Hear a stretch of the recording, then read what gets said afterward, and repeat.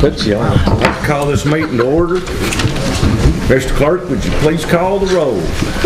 Katie Huffaker. Here. Todd Kesperson. Here. Steve Douglas. Here. David Goff. Here. Randy Banner. Rita Music. Here. Donnie Tabor.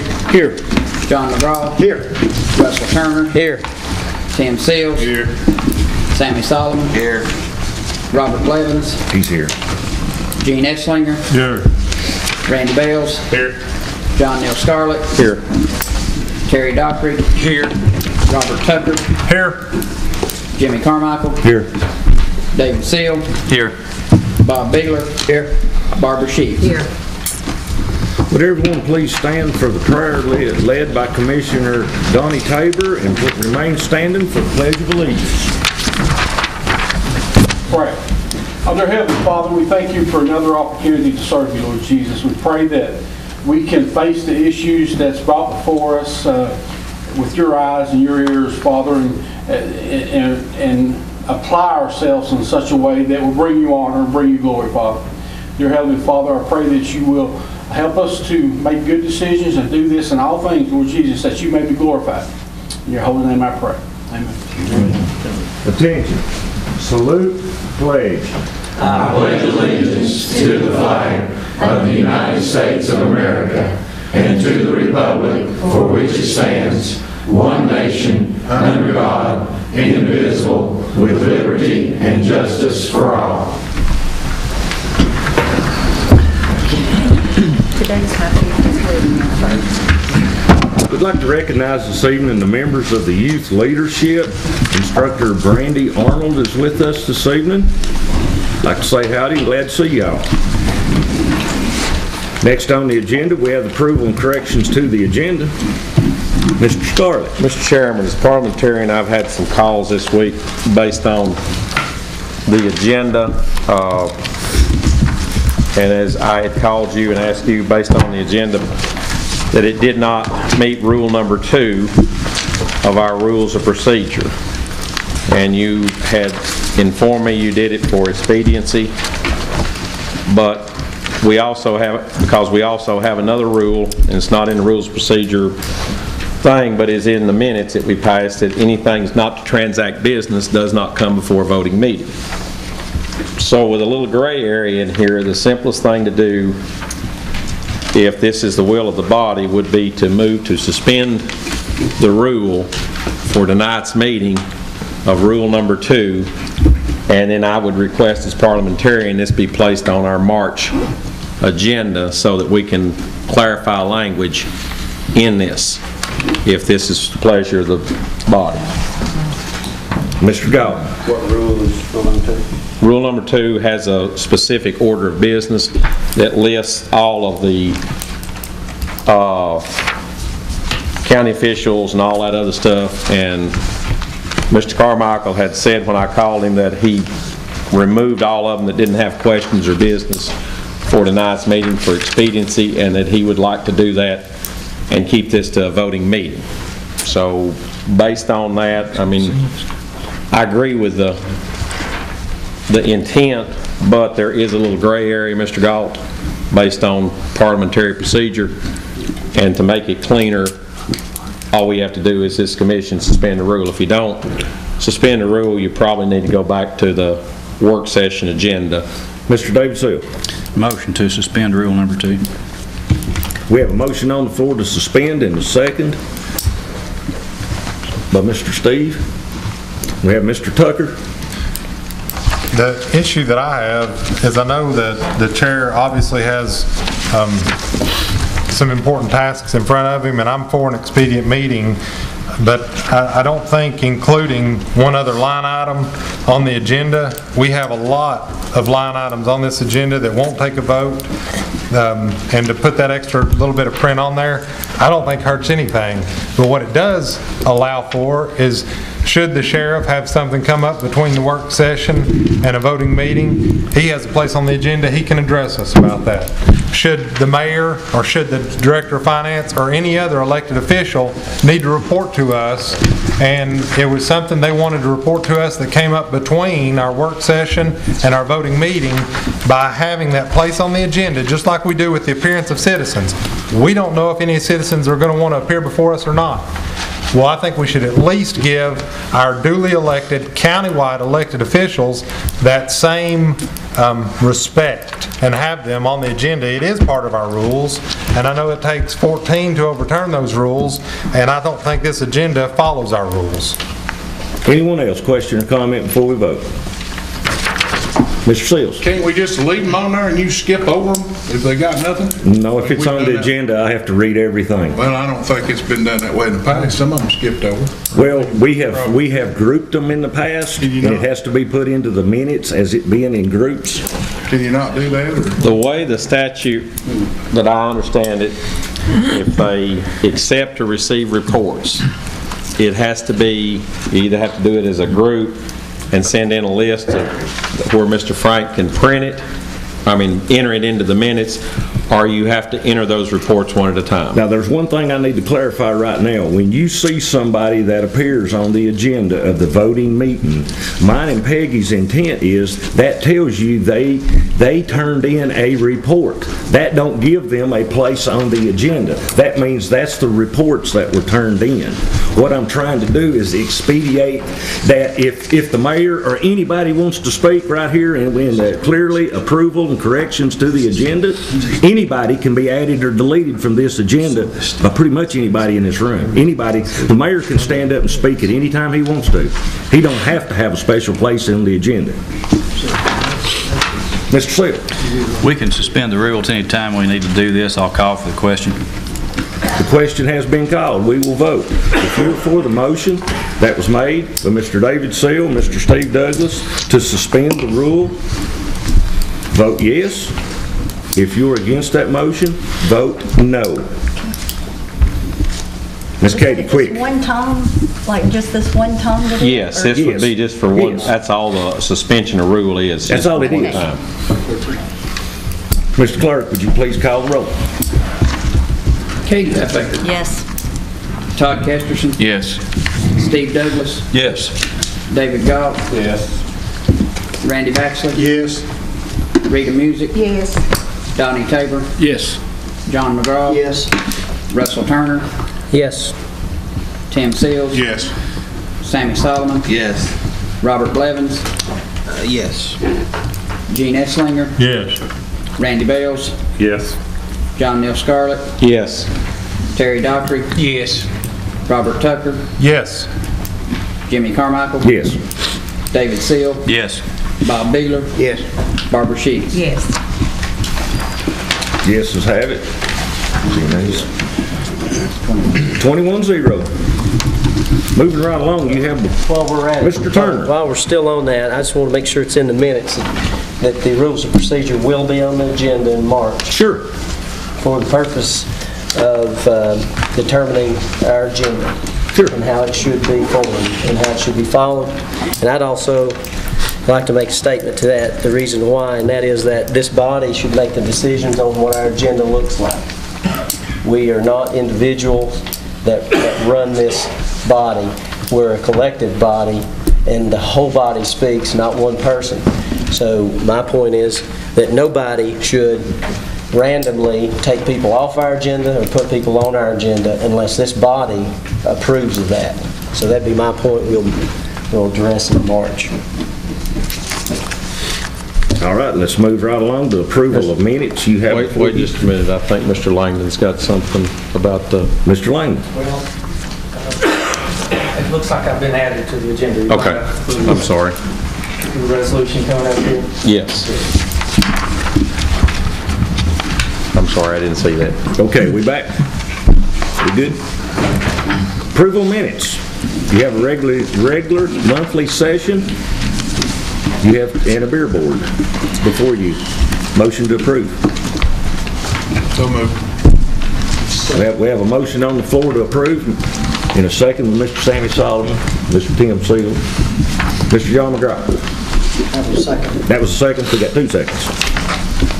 Does anyone oppose? Not hearing any, so moved. Appearance of citizens. Was there anyone that wished to address the commission this evening that didn't fill out a paper?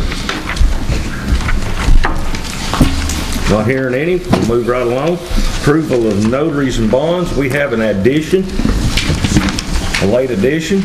Danny Meredith and Eric Larry Masters. Add those 2 names to your previous list. Mr. Baxley, motion to approve? Yes. Second. Ms. Rita Music. Does anyone oppose? So moved. We're down to election of committees, boards, and commissions. And I, as the nominating committee chairman, bring before you from the Highway Commission, District 2, the nominating committee, would like to recommend, by recommendation of Mr. Charles Tipton and the road superintendents, the name Conard Langston be confirmed to complete the unexpired term of the late Ernest Bruce Frazier. Motion to approve by Ms. Rita Music, second by Mr. Randy Baxter. Does anyone oppose? Not hearing any, let's move right along. We have before you the reports of elected officials, department heads, and others. The reports that were presented at the work session will be listed in the minutes by Mr. Frank. Next, we have on the agenda Finance Director Langdon Potts.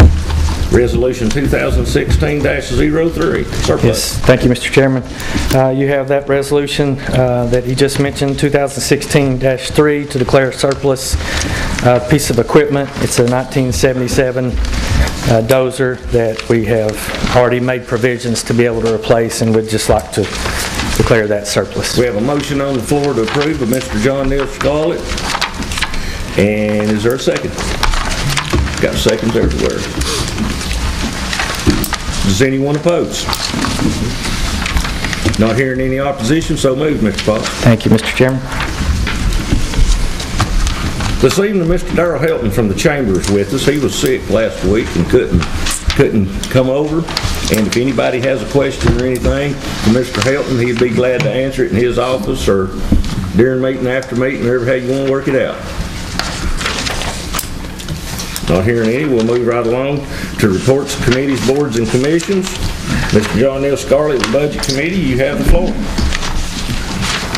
You have before you some budget amendments that were passed at our last meeting. We'll also be bringing you 2 more additions that were done tonight at a special call meeting. First budget amendments, General Fund 101, Amendment 6. It is dealing with basically moving boilerplate stuff. There's some grants, reimbursements. Does not affect any fund balance. Is that right, Mr. Langdon? That's correct. So General Fund 101, Amendment 6, approved by the Budget Committee. I move it. Does anyone have a question or comment? How do you want to do this? Do you want a group? Or do you have any you can group? We can do that one. We got capital funds and stuff we really need to do. Does not affect fund balance? Does not affect fund balance. Does anyone oppose? Not hearing any, so moved. Sir. Next one is Jefferson County Capital Fund 171, Amendment 3. We're moving money, Mr. Langdon updated the server, is that correct? And it's $16,900, moving it out of building improvements. Capital Fund 171, Amendment 3, so move it. Affect fund balance? Does not affect fund balance. Does anyone have a question or comment? Does anyone oppose? So moved. Sanitation Fund 207, Amendment 4, fund balance adjustment. This is some equipment and miscellaneous refunds. You do need to take a voice vote on, or a roll call vote on this. Sanitation Fund 207, Amendment 4, so move it. Does anyone have a question or comment? Not hearing any. Mr. Clerk, would you please call the roll? Katie Huffaker. Yes.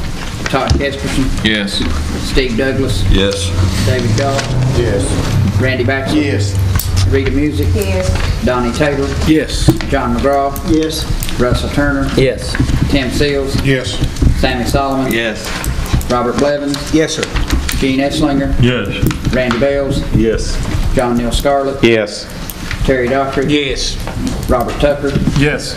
Jimmy Carmichael. Yes. David Seal. Yes. Bob Beeler. Yes. Barbara Sheets. Yes. 21-0. This next one is Jefferson County Schools, General Purpose Fund 141, Budget Amendment 6. This amended fund received from Appalachian Electric, be used for windows at various schools. Does not affect their fund balance. Approved by the Budget Committee. So moved, Mr. Chairman. Is there a question or comment? Is there any opposition? So moved, sir. General Purpose Fund 141, Budget Amendment number 7. We've got some amendments to move needs for reading and math, some grants. We also have the movement of the $1 million that the school board will be contributing to White Pine School in this budget amendment. You do need to take a roll call vote. Question or comment? Not hearing any. Mr. Clerk, would you please call the roll? Katie Huffaker. Yes. Todd Keskerson. Yes. Steve Douglas. Yes. David Goff. Yes. Randy Baxter. Yes. Rita Music. Yes. Donnie Taylor. Yes. John McGraw. Yes. Russell Turner. Yes. Tim Seals. Yes. Sammy Solomon. Yes. Robert Blevins. Yes. Gene Esslinger. Yes. Randy Bales. Yes. John Neal Scarlett. Yes. Terry Dockery. Yes. Robert Tucker. Yes. Jimmy Carmichael. Yes. David Seal. Yes. Bob Beeler. Yes. Barbara Sheets. Yes. 21-0. Federal Purpose Fund 142, Budget Amendment number 4. This is federal money. Not a lot you can do about it. So move it. Question or comment? Not hearing any. Does that need a vote? Does not affect fund balance. Does not. Sorry. Does anyone oppose? So moved. Food service budget, Jefferson County Schools, Fund 143, Budget Amendment number 1, insurance recovery on some food that they lost, and then moving some money on cafeteria personnel. Does not affect fund balance. Question or comment? Any opposition? So moved. Also tonight, at our meeting, we had Mr. Charles Tipton came forth. Any of you got any questions? He had a $61,000 and few dollar grant come back from FEMA on, it has to do with snow removal that they've already done. It's a grant for reimbursement. He'd like to use it to upgrade some highway equipment, purchase some smaller trucks to get into smaller areas, and he's going to go take that money, look for used equipment, and go as far as he can with it and come back and give us a report, but he'd like to take that money and apply it to it since it is in snow season. It's a little over $61,000. Mr. Langdon or Mr. Tipton can give you the exact figure. 61,858, some change. Okay. It was approved by the Budget Committee, so move it. Is there a question or comment? We need a roll call. Mr. Clerk, please call the roll. Katie Huffaker. Yes. Todd Keskerson. Yes. Steve Douglas. Yes. David Goff. Yes. Randy Baxter. Yes. Rita Music. Yes. Donnie Taylor. Yes. John McGraw. Yes. Russell Turner. Yes. Tim Seals. Yes. Sammy Solomon. Yes. Robert Blevins. Yes. Gene Esslinger. Yes. Randy Bales. Yes. John Neal Scarlett. Yes. Terry Dockery. Yes. Robert Tucker. Yes. Jimmy Carmichael. Yes. David Seal. Yes. Bob Beeler. Yes. Barbara Sheets. Yes. 21-0. Next item that we approved in the special call meeting was a proposal for the White Pine School addition and renovation plan.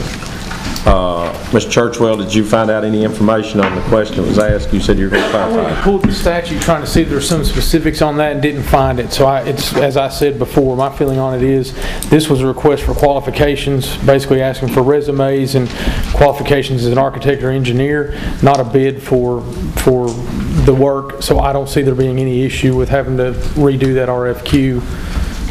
Okay, the question was asked, and I passed it along to the Budget Committee. The question was asking me, is everything okay on legal and with RFQ? And Mr. Churchwell says yes. So the proposal for White Pine School, Mr. Seals made the motion, Ms. Music seconded. It is to release $1,035,000 going to QCOC and legal fees if needed. The $1 million going towards White Pine School renovation from the fund balance of Jefferson County, Tennessee, general fund balance. It also releases and approves the $1 million that the school board was required to match to obtain this funding. The funding plan states that it will be spent on the kitchen with priority spending on the classrooms. Is that correct, Mr. Seaver? That is correct, sir. If there is any change in that, this is a budget amendment. They have to come back and we have to change it. This was approved by the Budget Committee, and I'm going to defer moving the motion to Mr. Baxley if he'd like to. I would so like to make that motion. Mr. Baxley, so noted, made the motion. Ms. Rita Music seconded it. And put Donnie on there too. If you are for this motion, you need a roll call. Signify by saying yes. Katie Huffaker. Yes. Todd Kesterson. Yes.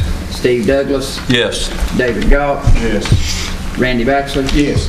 Rita Music. Yes. Donnie Tabor. Yes. John McGraw. Yes. Russell Turner. Yes. Tim Seals. Yes. Sammy Solomon. Yes. Robert Blevins. Yes. Gene Etzlinger. Yes. Randy Bales. Yes. John Neal Scarlett. Yes. Terry Dockery. Yes. Robert Tucker. Yes. Jimmy Carmichael. Yes. David Seal. Yes. Bob Beeler. Yes. Barbara Sheets. Yes. 21-0.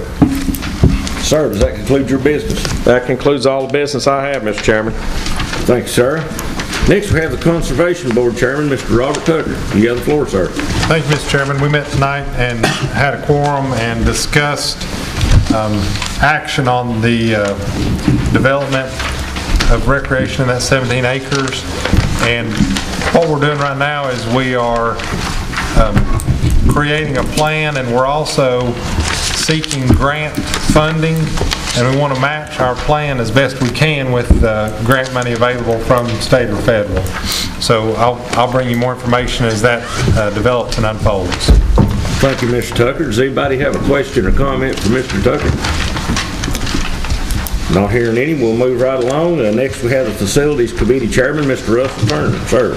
Okay, at the Facilities Committee meeting, we took up the question of the courthouse and recommended uses in courthouse and county buildings in question. The mayor and Mr. Longmire provided a presentation, and after a lengthy discussion and realizing that we are still in need of a tremendous amount of detailed information on costs and potential plan for any kind of new construction, we asked the mayor to return within 90 days with a cost comparison of staying in the courthouse versus moving to a complex. What would be the cost of each of those? The obvious cost of staying in the courthouse in this building is to assume some future maintenance costs, and obvious cost of going to a complex is new construction and what to do with the courthouse. He will come back within 90 days. He believes he will be back a little shorter than that with the following information. The value of each of the county buildings in downtown Dandridge, potential uses, buyer options, leasing options. The mayor will also provide a total cost of the county complex, its construction, any leasing options that might come about because of a new complex, and funding options such as bonds, in-house funding, and come back with a total package. So that's where we are on those discussions. So no recommendations, only a future, within 90 days, a future proposal by the mayor. On the item concerning the Department of Education Transportation Building as a housing location for the central office staff that came before our committee, the discussion of this item centered on the needs of the Department of Education and their need for approximately 7,000 square feet of building space. That is obviously not the amount of building space that's available at the Department of Education Transportation Building. So, and based on the previous discussion, agenda item of having the mayor come back with a complete plan, we tabled this discussion of this item until our next committee meeting. The last one on our agenda was a discussion and action related to the Senior Citizens Center in Strawberry Plains. Because of its demise in 2011, the senior citizens have been meeting in a house owned by the church there in Strawberry Plains, and our committee took up the discussion on a request from the senior citizens to asking for assistance in any way that we might provide it. In the discussion that we came, when we came to the conclusion of possibly asking the Department of Education to use one of their portables that's owned by the school system as potentially as a senior citizen center, with obvious renovation and transportation, moving it out there, costs and so forth, but just asking the Department of Education to consider giving one of those portables for this cause in Strawberry Plains, and with no other costs. It was just a request to consider it. That letter was sent, and the director of schools took it to the school system, and the school board will make a decision on that. And that's all. That's all we have. Anybody have a question or comment? Mr. Bob Baylor. Did we or did we not turn this courthouse over to the Historical Society? You mentioned, the reason I'm saying that, you mentioned in there what was we going to do with the courthouse if we left. I wouldn't think if it belongs to them, we would have any say in that. Well, thanks, Bob, for asking that. I'm sorry if I breezed through that. The county owns this building, and the Historical Society has some oversight into making sure that it's preserved correctly and that things are done. We wanted to put a roof on one time, and they told us what type of roof to. Right. Right. They do that, and that's to make sure that, you know, we come and go, and somebody else comes along might not follow the same procedure, and that the Historical Society makes sure that it's always as it should be preserved. But the county owns this building, and in fact, the county can do anything with this building it wants to. And selling it or what? It can do anything. The Historical Society was asked, I do not favor selling this building. Don't get me wrong. I'm just saying that we own it as a county. We can do whatever with it. But the Historical Society does still have some oversight on how it would be maintained, because it is on the historical register. Anyone else have a question or comment? Mr. Scarlett and Mr. Dockery. Mr. Turner, or maybe this is for Mr. Longmire, both of you. When did we move out of the old jail because of the mold problem? Dr. Edmonds, I don't remember the exact date. Do you remember? No, sir, I'm trying to think. I cannot remember. Can you give me an approximate? Before school started? Oh, yes. So June, July? It would be in that time frame. It's now January, and at the risk of sounding like we're headed down the same road we did with Building 8, where we was long and protracted, and this being the county repeating the same pattern, we're adding another 90 days to that. And as long as we've known about this, I do not see why we have not made more progress on that. And if anybody can answer that, I'd like to know, because it appears that we've just now begun to work on it. And without much progress being made, and today it was $150 or $60 at the bank building, and the meter's running on rent. January 1st, they started charging rent. Is that correct? No, it's $4,850 a day. A day. Daily. Per day. A day. Not calculate that. 150 a day. Today, I said today, it was 150. I got you. So we drew things out with Building 8, and it was a while getting started on it. I sure hope we're not headed down the same road with this one, but it sure does appear that way with me, if we're going to be another 90 days before we get any answers. Because we've already had 6 months to look at it. It's nearly 7 now. Mr. Doctor. I was just going to ask Mr. Potts if, since to Mr. Scarlett's point, we are paying lease in January. I suppose we'd have to suspend the rules to do anything, but are we covered on the paying the lease, or do you need a budget amendment or anything? We may need a budget amendment. We've got a little bit of place to take care of part of that. You're okay for that? We're okay for now. Okay, anyone else? Mr. Seal. Very quickly, I'd like to make a formal request for that report on the mold, the scientific report that describes the mold problem. Thank you. Okay, I'm going to answer that before we move on. It's a couple of those things. One thing for sure, there's not been anybody dragging any feet. It's not cost the county nor the school system any money for the year of 2015 to stay in that building. That in and of itself is not a reason for it being 6 months, but it has not cost anything until this month.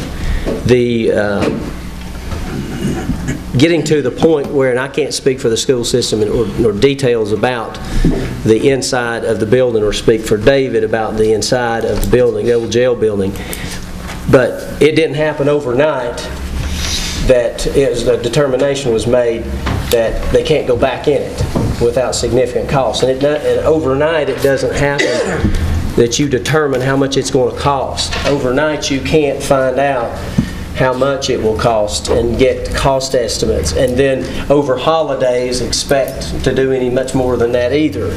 So I will say there's nobody been dragging any feet, and especially from my point of view, we're trying to take this openly, and we're trying to be methodical about it, and whether you got feelings in it or not, it needs to be laid out for this county commission, not hurriedly, not cloaked, but so that everyone sees exactly what we're talking about and make the decision so that we can move on in an expedient manner.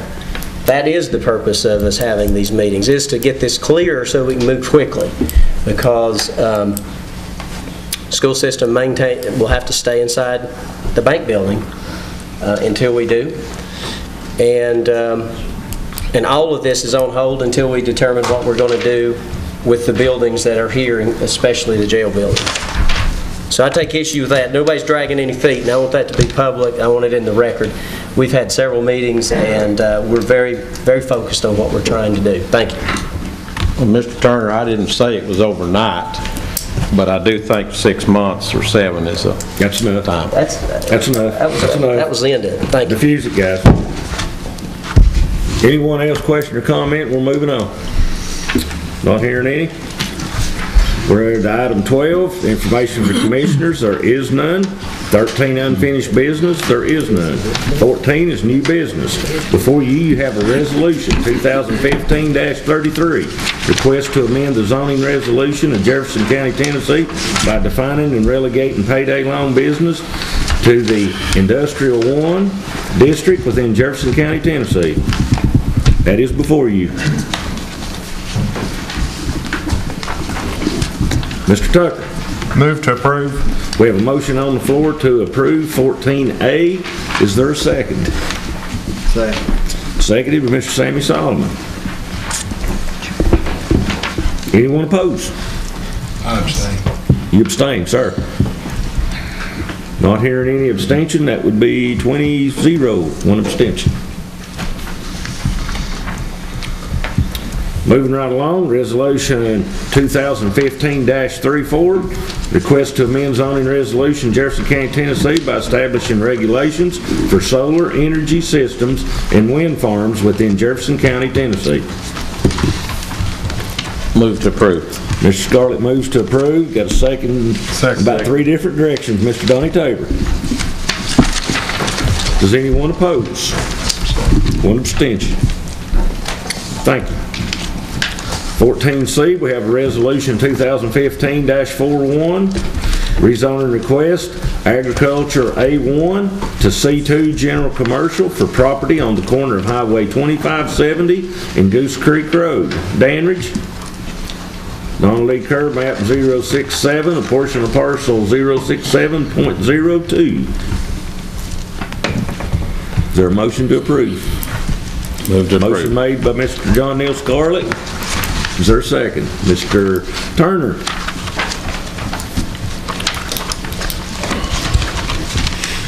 Anyone disapprove? We got an abstention here. I got you, brother. So moved. Before you, 14D, Resolution 2016-02, resolution authorizing approving leases of business machines pursuant to Tennessee Code annotated for the benefit of departments in Jefferson County, Tennessee. Motion to approve, Mr. Randy Baxley. Second by Mr. Seals. Does anyone hold any ill will? Not hearing any, let's move right along. You have before you, as Chairman Carmichael, County Commission regular session schedule for 2016. It has been projected from September through December on an amended draft handout that should have been in your packet for your approval.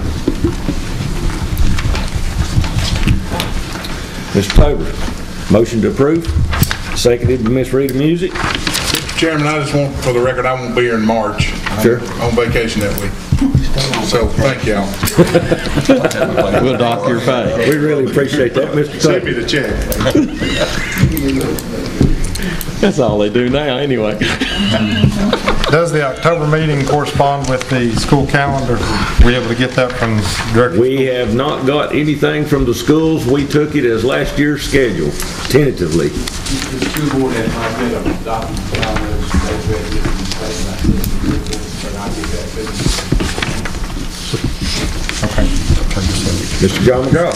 You know, there's not too many of us that are affected by that school calendar in this board, and I just don't know why we need to definitely, to necessarily consider it, because it does shorten our week from a work session to a voting session, and Miss Becky has to work extra hard, you as the chairman have to work hard, so,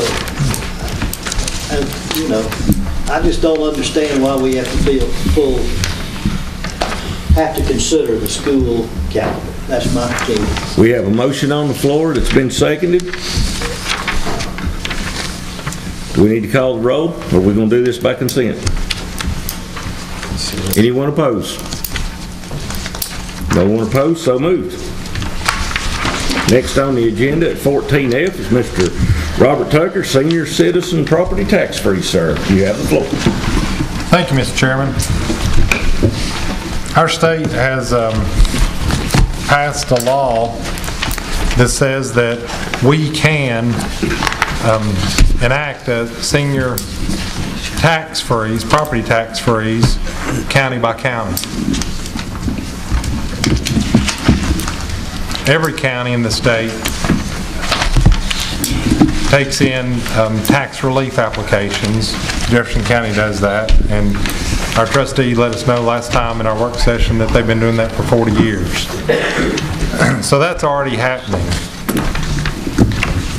1/4 of the counties in Tennessee have also enacted this senior tax freeze.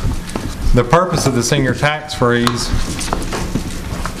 is to help the poorest of our elderly.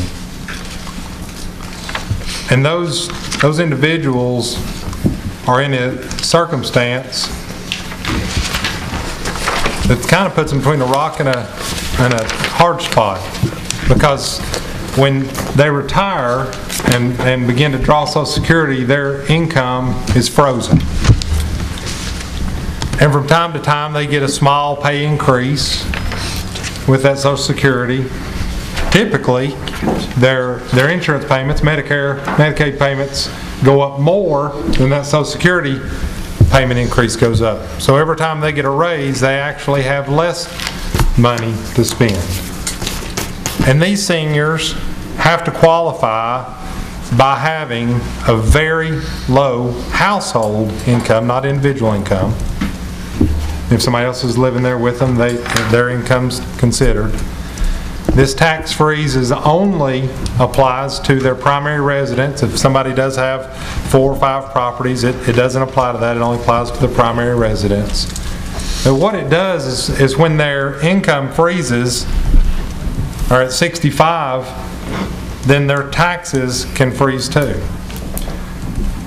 I was so pleasantly surprised, as I know you other commissioners were, when we actually took the census statistics and the mortality rates and the income rates in Jefferson County, and working with the numbers that the trustee's office is already doing off of the tax relief, which are very similar, to find that about 800 seniors would be impacted with this tax freeze, and that the total cost to Jefferson County would be less than $30,000. You know, we talk about increasing taxes 5 cents or 10 cents or whatever. This is nothing. This is less than 1/4 of 1 penny. But when we allocate that 1/4 of 1 penny, we allocate that $25,000, $30,000 to these elderly who are most needing. What a difference it'll make. Even if it's only $25 of an impact this year, maybe they don't have to decide this month whether to buy their medicine or heat their home.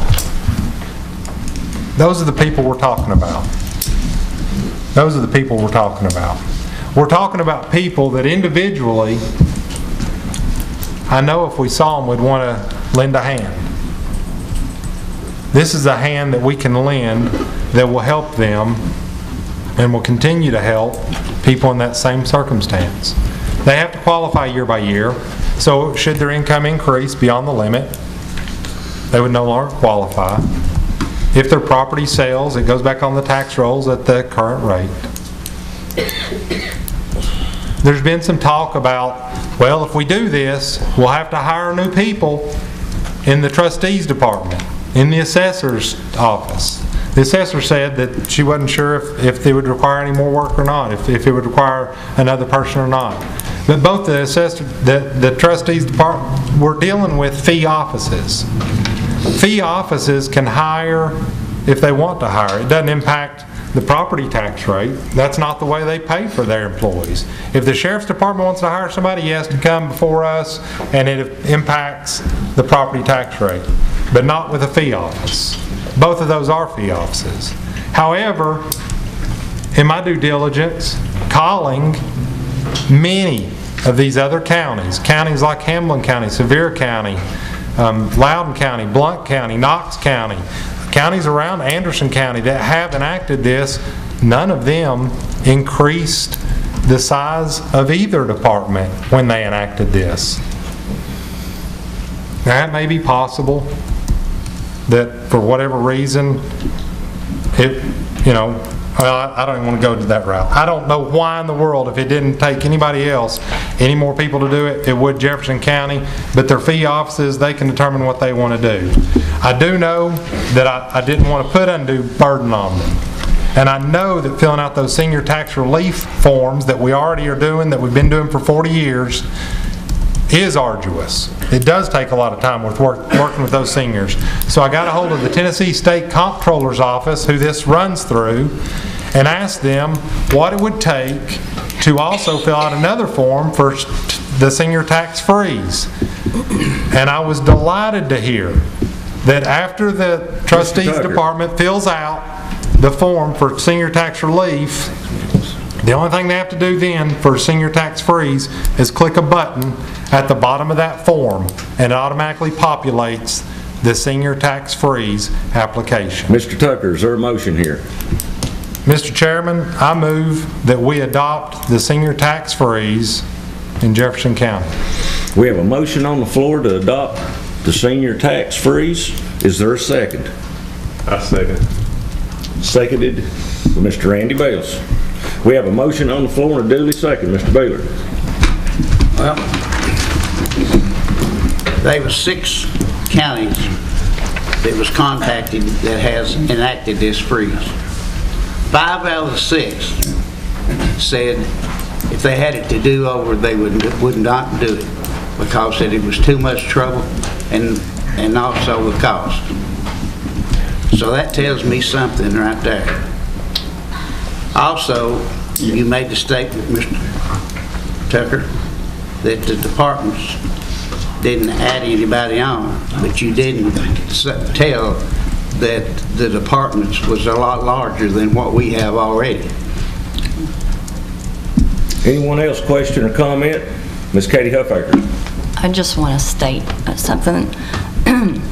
I believe helping the elderly and those in need should not be taken lightly, so I spent a lot of time researching the possibility of the tax freeze. And when I first heard about it, I thought it was actually something that I found out it wasn't. So when I first heard about it, I thought it was for all those 65 plus, they would qualify. But actually, that's not how you qualify. It's based on income, which, that's a good thing, but it's not based on assets. So somebody could have a $500,000 house and qualify, and to me, that's not really who I should be helping most. My goal is to help those who need it the most. And after looking at it, I feel that the state tax relief program that we match, that we've actually done a really good thing. We match $135 for seniors whose income's below $28,690. That's the amount this year. And the difference between the tax freeze and the tax relief is about $2,000, $2,110. And after looking at it, you have to qualify and requalify. It seems difficult to administer. It may require additional local staff on our part. And other counties have had problems with taxpayers understanding the program, because if you do certain modifications to your property, then you fall off the freeze, but the seniors think they're always frozen at that rate. If they divide out property to their children, they fall off the freeze. So I cannot support the tax freeze. I am in favor of trying to restore the $24 back that those receiving the tax relief program won't get. The state reduced the amount by $12 and we match that, so that's effectively $24, and the budget committee is going to address that during the budget time, but I'm sorry I can't support the tax freeze at this time. Thank you, Ms. Huffaker. We all in, all down here? Mr. Scarlett? I was going to call for the question. The question has been called, so we will vote. If you are for the senior tax relief freeze... I want to close, Mr. Chairman. Make it quick. All I want to say is that at some point, we're all going to stand and we're all going to answer the question, did you feed me when I was hungry? Did you clothe me when I was cold? And right now, individually, because I want this to be a roll call vote, we're going to say, are we going to help the poorest of our seniors or not? And that's what you're voting on. Thank you, Mr. Chairman. Mr. Clerk, call the roll. Katie Huffaker. No. Todd Kesterson. No. Steve Douglas. No. David Galt. No. Randy Baxter. No. Rita Music. No. Donnie Tabor. No. John McGraw. No. Russell Turner. No. Tim Tim Seals. No. Sammy Solomon. No. Robert Blevins. Yes. Gene Esslinger. No. Randy Bales. Yes. John Neal Scarlett. No. Terry Dockery. Yes. Robert Tucker. Yes. Jimmy Carmichael. No. David Seal. No. Bob Beeler. No. Barbara Sheets. No. Vote was 17-4, the noes have it. Mr. Turner? I had asked at the work session if our trustee Ginger Franklin could come back, and I hope I'm not putting you on the spot, but I'd asked how much would it cost to provide that relief of $24 that the seniors are having to pay that they didn't have to pay last year? Just the seniors, not the veterans.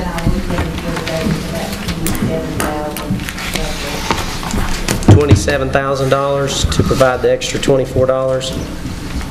This is the $24 that was just spoken about, and I mentioned it in the work session. The state dropped 12, and that our match drops in accordance with the state's. So it's approximately $24. And I'd like to ask the body to. I would like to ask in a formal motion to refer it to the budget committee and put it in the minutes that $24 in relief be provided back to those seniors that. I believe, Miss Katie, was that what you was referring to, as referring back to budget?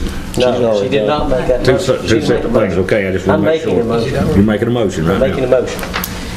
And I want it in the minutes to refer to the budget committee to include in fiscal year 16-17 budget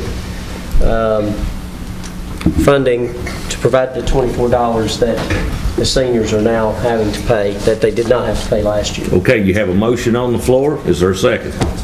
I'll second that. Seconded by Mr. Tim Seals. Okay, Todd.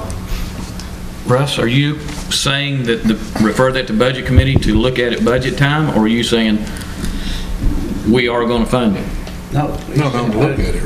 I'm referring it to the budget committee to include it in the budget side. Okay. Just because I want it to be included.